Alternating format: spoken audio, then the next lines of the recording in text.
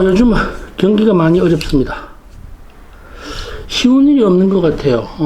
해가 바뀌면서 경제 사정도 안 좋고, 미술 시장이 원래 상당히 어려울 거로 예상됩니다만, 그래도 이럴 때일수록 힘내서 힘차게 다 함께 살아가야 될 것 같습니다.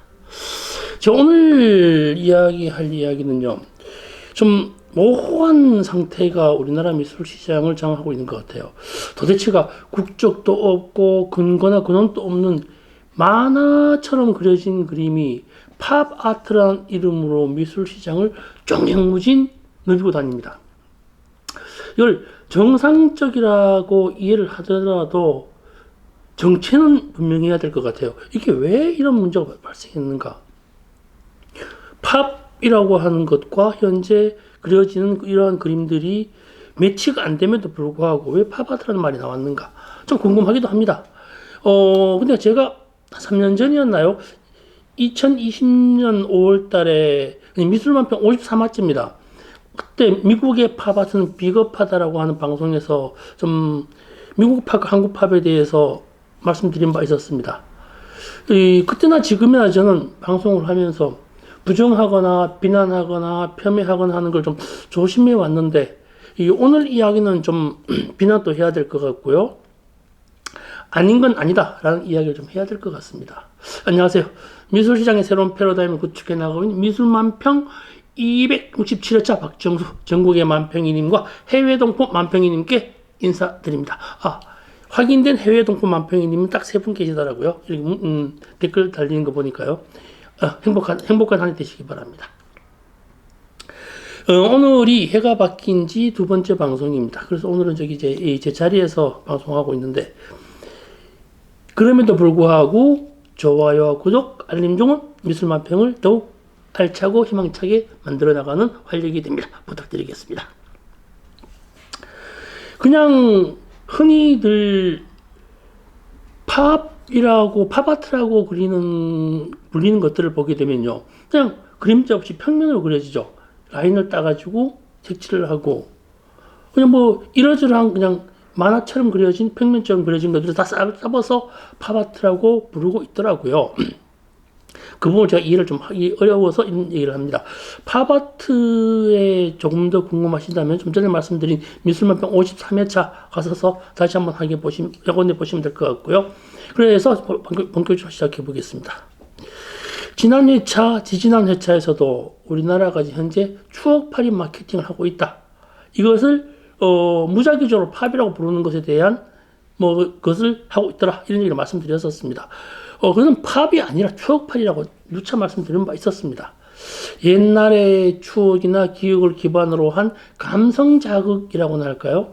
실제로 팝이라고 하는 작품들은 사회의 통념과 대량화된 이미지를 가지고 지금 시대를 있는 그대로 이야기하는 것을 말합니다.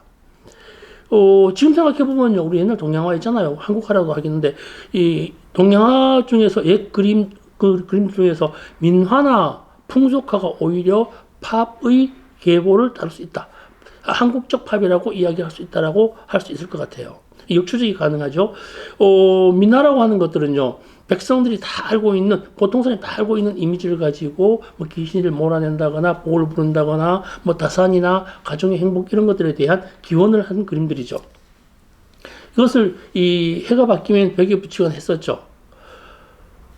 지금 이 자리에서 팝에 대한 응원은 따지지 말자고요. 그냥 처음에는 이 의미 없이 붙여졌으니까요. POP라고 해서 붙여졌으니까요. 근데 이게 언제부터 붙여졌냐 하면, 이게 아마 영국의 리처드 해밀턴이 1950년에 제작한 콜라주 작품이었죠. 오늘의 가정을 그토록 색다르고 멋지게 만드는 것은 무엇인가라는 작품에서 그 주인공 등장하는 남자가 손에 이 POP, 팝이라고 적힌 막대사상을 들고 있습니다. 그것을 보고 평론가가 팝이라고 명명을 하기 시작했습니다. 그런데 파퓰러라고 하는 대중이라는 말은 나중에 붙여지게 되죠. 처음엔 의미 없는 그냥 팝이었습니다. 대중이라는 영어 글씨로 쓰이거나 말거나, 지금 현재는 그냥 보통 명사라서 대중예술 팝 이렇게 이야기합니다만, 그것도 솔직히 좀 어원을 따져보면요, 대중예술이라고 한다는 것도 좀 어폐가 있는 것 같기도 합니다만, 이미 그렇게 되어 있으니까 그것은 그렇게 넘어가도록 해야 될 것 같습니다. 그러거나 말거나 만화처럼 그려진 그림이 왜 팝이 되었는지 이해할 수가 없습니다. 뭐 영어를 좋아한다면 카툰이라고 할 수도 없군요. 카툰이라고 하는 것은 한 컷짜리 시사나 풍자를 의미해야 되는데 우리가 쓰고 있는 이런 일련의 그림들에서는 시사나 풍자가 없거든요.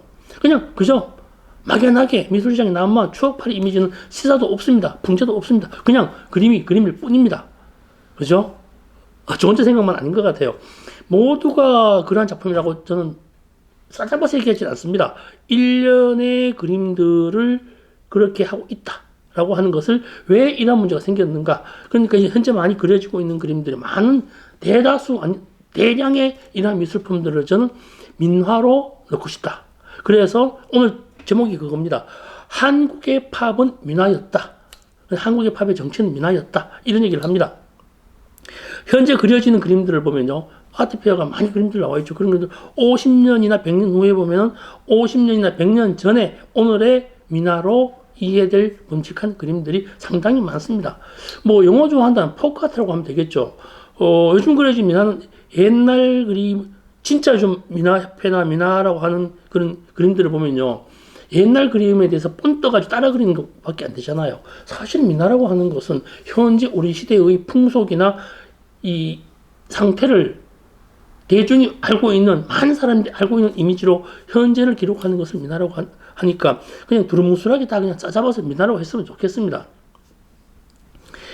어떤 그림이 팝에 들어가고 어떤 그림이 이 민화라고 구분 짓느냐라고 하는 부분에 대해서는요, 뭐 시사나 대중적 이미지 활용도, 뭐 우리 시대의 공동 관심사 등이 있으면 팝으로 가져가면 될 것이고요.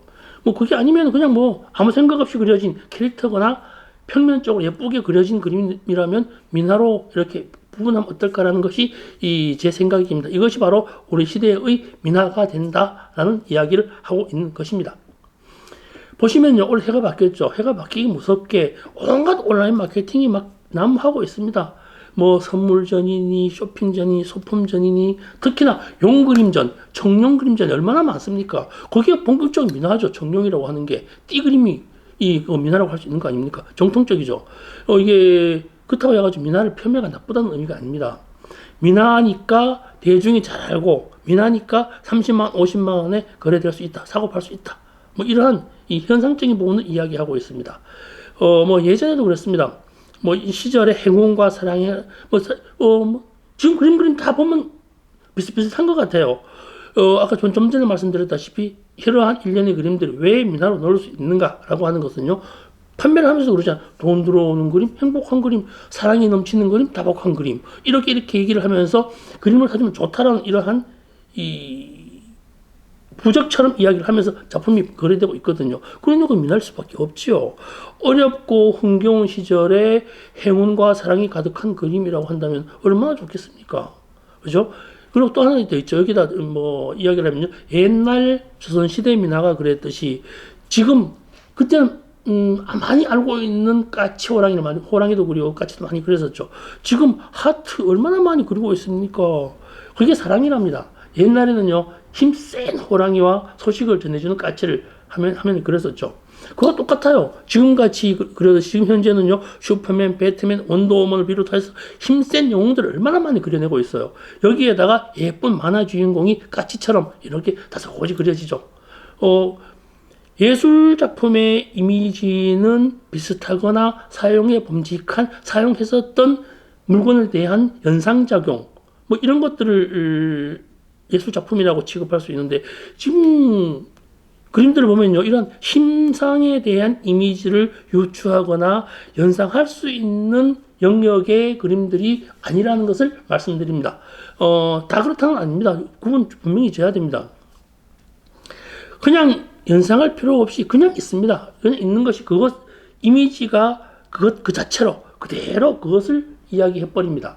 등식이 되어버리죠. 다른 것을 유추하거나 연상하거나 마음에 대해 와서 심상을 자극하거나 그런 것들이 아니라 시각적으로 보면 끝 이렇게 되어버렸습니다.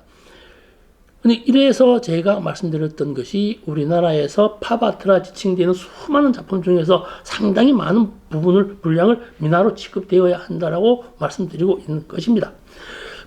소위 말하는 예술 작품이라고 한다면은 숨겨진 의미보다는 숨길 수 있는 의미를 만들어내는 것이라고 할 수 있습니다. 화가가 암호를 그리는 것이 아니라요, 감상자가 그렇게 의미를 만들고 의미를 숨길 수 있어야 된다는 것을 말씀드리는 겁니다.